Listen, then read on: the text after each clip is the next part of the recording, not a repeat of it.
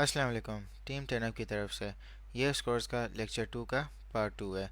Kindly pen paper pencil आप पकड़ लें ताकि आप इंपॉर्टेंट पॉइंट्स को नोट डाउन कर सकें। इस लेक्चर में हम पोर्टफोलियो मैनेजमेंट डिस्कस करेंगे। पोर्टफोलियो मैनेजमेंट सबसे इम्पॉर्टेंट टॉपिक है आपके पूरी ट्रेडिंग जर्नी का। कोर्स में हम रिस्क टू रिवॉर्ड रेशियो के बारे में पढ़ेंगे और उसके कुछ एग्जांपल्स देखेंगे, और फिर उसके बाद हम पोर्टफोलियो और मनी मैनेजमेंट पे डिस्कस करेंगे। तो दोस्तों, अब बात करते हैं रिस्क टू रिवॉर्ड रेशियो की। ट्रेडिंग में तीन तरह की चीज़ें होती हैं, बाइंग और सेलिंग। फिर उसके बाद होता है टेक प्रॉफिट, इसको आप टीपीपी कहते हैं। टेक प्रॉफिट का मतलब ये है कि आपने एक चीज़ बाई की और जो आपने उसका टारगेट रखा है जिस पे आप उसको सेल करोगे, तो वो आपका टेक प्रॉफिट है। और तीसरी चीज़ होती है स्टॉप लॉस यानी एसएल। इसका मतलब ये है कि आपने एक चीज़ बाई की और उसका आपने एक प्राइस सोचा हुआ कि हाँ, अगर ये इस प्राइस तक ये गिरी और मैं इतने लॉस में इसके यहाँ पे एग्जिट हो जाऊंगा, तो इसको कहते हैं स्टॉप लॉस। तो आपने हमेशा इनके शॉर्ट फॉर्म्स को याद रखना है। टेक प्रॉफिट का टीपी है और स्टॉप लॉस का एसएल है। Risk to reward ratio calculate होता है stop loss divided by take profit. इससे आपका risk to reward ratio calculate हो जाएगा। रिस्क टू रिवॉर्ड रेशियो आपको बताता है कि आप कितना लॉस करने के लिए तैयार हो और कितना प्रॉफिट करने के लिए तैयार हो। इसको एक एग्जांपल से समझते हैं। आपके पास फंड है $1000 का, तो आपने $100 की ट्रेड ली $100 के प्राइस पे। तो आपने जो स्टॉप लॉस है वो आपने लगा दिया $10 का, यानी कि अगर प्राइस $100 से $90 पे गिरी तो आप $10 के लॉस में आप एग्जिट हो गए। और आपने टेक प्रॉफिट लगाया $20 का, कि प्राइस अगर 120 पे चली गई तो आप $20 के प्रॉफिट पे आप एग्जिट हो गए। तो आपने जो अपना ट्रेडिंग लेवल रखा हुआ है कि आप $10 का लॉस बर्दाश्त करोगे या आप $20 का प्रॉफिट आप कमाओगे, तो आपका रिस्क टू रिवॉर्ड रेशियो 1:2 हो गया। दोस्तों, एक बहुत इंपॉर्टेंट बात है, आपने कभी भी आपने 100% अपने फंड को किसी भी ट्रेड में नहीं लगाना। मैं इसको लिख रहा हूँ कि never trade 100% of your fund और कैपिटल, क्योंकि ये एक ऐसी मिस्टेक है कि ये आपको मार्केट से आउट कर सकती है। देखें, मार्केट 24/7 होगी, मगर जो आपका कैपिटल है वो आपको मार्केट में रख रहा है। क्योंकि अगर आप 100% अपना फंड एक ट्रेड पे लगा देते हैं तो उसका प्रॉफिट 100%, 200%, 300% जितना भी होगा वो प्लस में जा सकता है। मगर अगर वो माइनस में गया तो वो एक ही दफ़ा 100% माइनस में जाएगा और ज़ीरो हो जाएगा।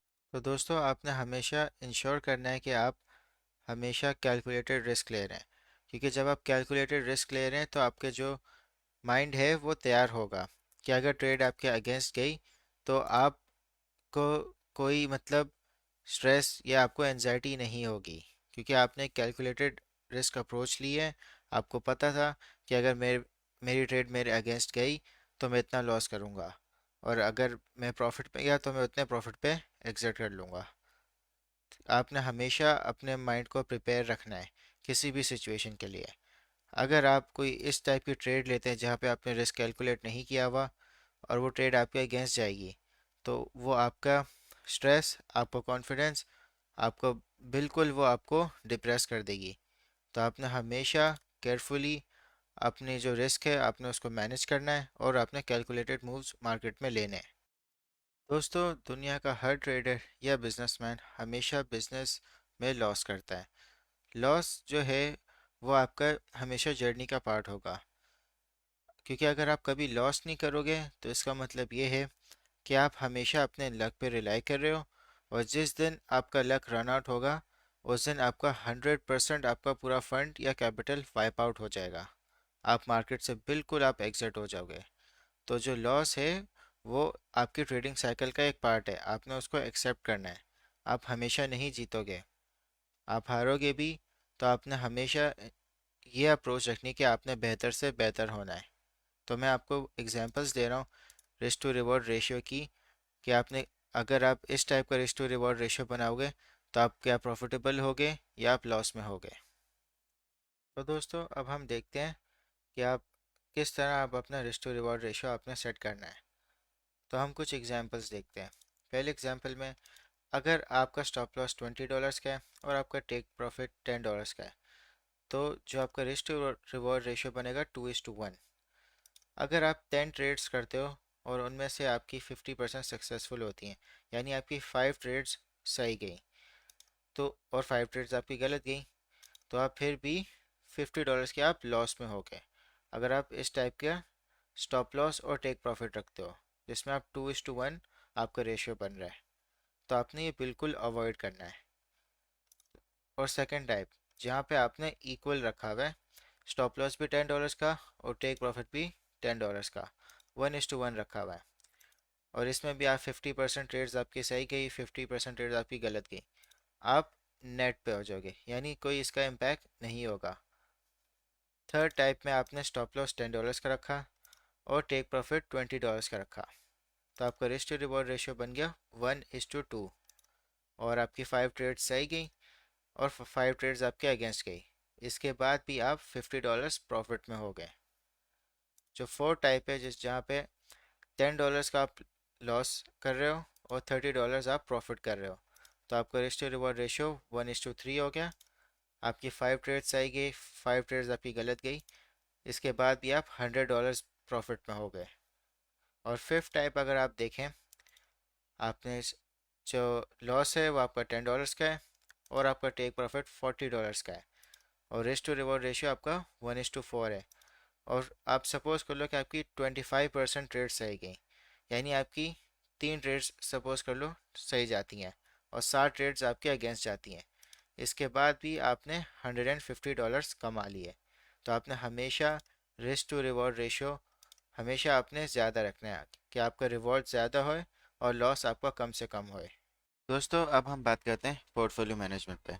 पोर्टफोलियो मैनेजमेंट में आपके पास हमेशा 3 टाइप्स के अकाउंट्स होने चाहिए। सबसे पहला आपका ट्रेडिंग अकाउंट होना चाहिए। इस पे आप इंट्राडे, स्कैल्पिंग, स्विंग ट्रेडिंग, आप किसी भी ट्रेडिंग आप इस अकाउंट पे करोगे। आपने डिसिप्लिन ट्रेडिंग करनी है। डिसिप्लिन ट्रेडिंग इसलिए क्योंकि अगर आप डिसिप्लिन मेंटेन नहीं करोगे तो आपका जो अकाउंट है ये वैनिश हो जाएगा। सिर्फ डिसिप्लिन से ही आपका ये जो अकाउंट है ये ग्रो करेगा। दूसरा अकाउंट आपका विश अकाउंट है। विश अकाउंट आपका फुल रिस्क और हार्ड पे होगा। इसका मतलब ये है कि जब आप डेली चार्ट्स पे बैठोगे तो आपको नज़र आएगा कि ट्रेड बनती है, बाय या सेल करना चाहिए, तो ये जो आपको फीलिंग बार बार आएगी तो आपने उसको इस अकाउंट में करना है। अगर आप इस तरह की ट्रेडिंग अपने ट्रेडिंग अकाउंट पे करोगे तो वो बिल्कुल वैनिश हो जाएगा या श्रिंक हो जाएगा। तो आपने जो भी इस टाइप के ट्रेड्स हैं वो आपने अपने विश अकाउंट पे करते हैं। इसको आप ये भी समझ लें कि फोमो में आके आप ट्रेड कर रहे हो। फोमो का सिंपल मतलब ये है फियर ऑफ मिसिंग आउट, यानी कि आप नहीं चाहते कि आप अब कोई भी अपॉर्चुनिटी को मिस करो, तो आप इस टाइप की जो भी ट्रेडिंग है आप अपने विश अकाउंट में करो। तीसरा आपका अकाउंट है इन्वेस्टमेंट अकाउंट। यहाँ पे आपकी लॉन्ग टर्म होल्डिंग्स हैं।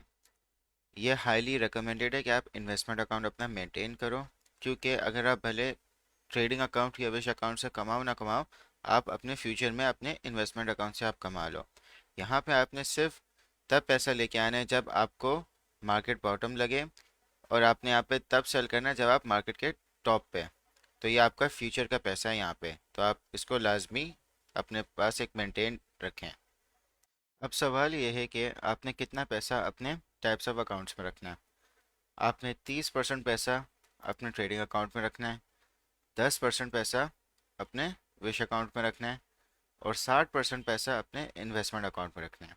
अगर आप इस परसेंटेज से अपना पैसा डिवाइड करेंगे तो इन केस अगर आप ट्रेडिंग अकाउंट आपका नेगेटिव में भी जाता है और इवन विश अकाउंट में भी जाता है, मगर जो आपका इन्वेस्टमेंट अकाउंट होगा वो आपको लॉन्ग टर्म सिक्योर कर लेगा। अब हम बात करते हैं कि आपने इन अकाउंट्स को कैसे मेंटेन करना है। सपोज़ कि अगर आप ट्रेडर हैं, आपके पास $1000 हैं अपने ट्रेडिंग अकाउंट में, आपने 25% उसको कैश में रखना है। अगर आप क्रिप्टो में कर रहे हैं तो आपने उसको स्टेबल कॉइन्स में रखना है, और अगर आप स्टॉक्स कर रहे हैं, फॉरेक्स कर रहे हैं, तो वो आपका कैश में होना चाहिए। तो आपने नेक्स्ट 25% जो है आपने उसको पंप एंड डंप में रखना है। क्रिप्टो में पंप एंड डंप कॉइन्स बहुत होते हैं, जैसे $100 पे चले गया और $10 पे गिर गया, तो एक बहुत ज़्यादा रिस्की मूवमेंट होती है। तो उसके लिए आपने 25% अपना अमाउंट रखना है, वो भी आपके $250 हो गए। फिर अपने इन्वेस्टर अकाउंट में आपने सेम 25% आपने कैश में रखना है, और जो 50% है वो आप हाई कैप कॉइन्स में इन्वेस्ट करेंगे, और 25% आप मिड कैप कॉइन्स में करेंगे। फिश अकाउंट में तो आप 100% आप ट्रेडिंग करेंगे फुल रिस्क पे, और जो फुल आपको इंट्यूशन या फीलिंग आ रही है, आप इसमें 100% आप ट्रेडिंग करेंगे अपने अमाउंट पे। अब आपने मनी मैनेजमेंट किस तरह करनी है, जो आपको मैंने अभी सारा कॉन्सेप्ट बताया, मैं आपको एक एग्जाम्पल की तरह समझा देता हूँ। जैसे आपके पास 1 लाख रुपए हैं, तो आप 30,000 रुपये अपने ट्रेडिंग अकाउंट में रखोगे। फिर उसके बाद उसमें से आपने 7,500 कैश में रखना है। आप 7,500 से पंप एंड डंप में आप ट्रेडिंग करें। फिर 7,500 में आप हाई कैप कॉइन्स में ट्रेडिंग करें। फिर उसके बाद जो आपके पास 7,500 बचा है, फिर आप उसको मिड कैप कॉइन्स में ट्रेड करें। फिर आप अपने इन्वेस्टमेंट अकाउंट में आपके 60,000 रुपये होंगे, उसमें 15,000 आपका हमेशा कैश में होगा, 30,000 आप हाई कैप कॉइन्स में इन्वेस्ट करें, फिर 15,000 आप मिड कैप कॉइन्स में इन्वेस्ट करें। फिर लास्टली आपका जो विश अकाउंट होगा वो 10,000 रुपये का होगा, उसमें आप 100% आप ट्रेडिंग करें। अब ये जो कैश रखने का मेन मकसद ये है कि ये आपका एक इमरजेंसी फंड है, कि अगर आपकी कोई ट्रेड गलत हो जाती है, तो आप इस कैश से आप उसको वापस आप रीलोड कर सको। तो आपने हमेशा कैश में आपने मेंटेन रखना है एक इमरजेंसी फंड। आप किसी भी फाइनेंशियल मार्केट्स में याद रखें कि बहुत हाई रिवॉर्डिंग है, मगर हाई रिस्क उन लोगों के लिए है जो ट्रेडिंग करें बगैर किसी एनालिसिस के। वो वक्ती तौर पे जीत सकते हैं, मगर लॉन्ग टर्म में वो बहुत कुछ लूज़ कर जाएंगे। जितना उन्होंने ज़्यादा कमाया है, उससे कहीं ज़्यादा वो लूज़ कर जाएंगे। तो आपने हमेशा एनालिसिस के साथ अपना रिस्क को कैलकुलेट करके, तो आप हमेशा स्ट्रेस फ्री रहेंगे, क्योंकि आपने अपनी वर्किंग की हुई होगी। जैसा कि मैंने आपको एक्सप्लेन किया था डॉलर कॉस्ट एवरेजिंग में, अगर आप बिटकॉइन में $1,000 हर मंथ लगाते हैं, और आप फिर आप उसको अगर आप सेल करेंगे 3 साल 5 साल या 10 साल बाद, हो सकता है आपको जो रिटर्न मिले वो 10 गुना, 20 गुना, 25 गुना भी हो सकता है। तो आप लॉन्ग टर्म विजन पे आप फोकस करें, और याद रखें हमेशा जो आपकी अर्निंग आएगी वो आपकी लर्निंग के बाद आएगी। तो आपने हमेशा लर्निंग पे फोकस करना है, अपने कॉन्सेप्ट्स को इतना क्लियर रखना है कि जब आप रियल ट्रेडिंग में आप जाएंगे तो आपके पास माइंडसेट और कॉन्फिडेंस होगा। याद रखें हमेशा वो बंदा हारेगा फाइनेंशियल मार्केट्स में जो बहुत ही शॉर्ट टर्म में ज़्यादा प्रॉफिट बना ले, क्योंकि लॉन्ग टर्म में वो बहुत ज़्यादा लॉस करेगा। तो हमेशा इस टाइप का बंदा हारेगा। तो आपने हमेशा अपने कॉन्सेप्ट्स पे, अपने रिस्क पे, इस पे आपने फोकस करना है। और सबसे ज़्यादा मुश्किल काम जो फाइनेंशियल मार्केट्स में वो है कि आपने कुछ नहीं करना। जब आप इस सिचुएशन में आएंगे तो आप रिसर्च पे फोकस करें। आप जितना आप एनालिसिस कर सकते हैं आप उस पर फोकस करें, ताकि जब आप अपना मूव करें तो उस पर आपकी वर्किंग होएगी, उस पर आपका रिस्क कैलकुलेटेड होगा। तो इसमें जो आपके सक्सेस के चांसेस हैं वो काफ़ी ज़्यादा हाई हो जाएंगे। मेरी तरफ से आप सबको रिकमेंडेशन है, आप जितनी लर्निंग कर सकते हैं आप करें, फिर उसके बाद आप ट्रेडिंग में आएँ। देखें, अगर आप जो भी आप अर्न कर रहे हैं उसको आप अगर अपने बैंक में रखेंगे तो वो डिक्रीज़ होता जाएगा हर साल, क्योंकि इन्फ्लेशन है। इन्फ्लेशन से उसकी वैल्यू हर साल कम होगी। तो आपने इन्फ्लेशन के इफेक्ट से बचने के लिए आपने हमेशा इन्वेस्टिंग करनी है, आपने पैसे से पैसा बनाना है। इस लेक्चर को अब हम कंप्लीट करते हैं। मैं उम्मीद करता हूँ कि आपको सारे कॉन्सेप्ट्स बहुत क्लैरिटी से समझ आ गए होंगे। तो अब हम क्विज़ पे जाते हैं। दोस्तों अब हम क्विज़ पे आते हैं। पहले क्वेश्चन में आपने risk to reward ratio calculate करना है। आपको मैंने 3 कैलकुलेशंस दी हुई हैं। इसमें आपको टेक प्रॉफिट और स्टॉप लॉस दोनों दिए हुए हैं। फिर आपने दूसरे क्वेश्चन में ये एक्सप्लेन करना है कि आप किस तरह ट्रेड करेंगे तीनों टाइप्स ऑफ अकाउंट्स में, ट्रेडिंग में, इन्वेस्टिंग में और विश में। लास्ट क्वेश्चन में आपने पोर्टफोलियो कैलकुलेट करना है। आपके पास दो पोर्टफोलियोज हैं, पहला आपका $10,000 का है, दूसरा 50,000। आपने पूरा इनका पोर्टफोलियो कैलकुलेट करना है, और आप याद रखें आपने इनके टाइप्स ऑफ अकाउंट बैलेंसेस भी बताने, कि ट्रेडिंग में कितना होगा, इन्वेस्टिंग में कितना होगा और विश में कितना होगा।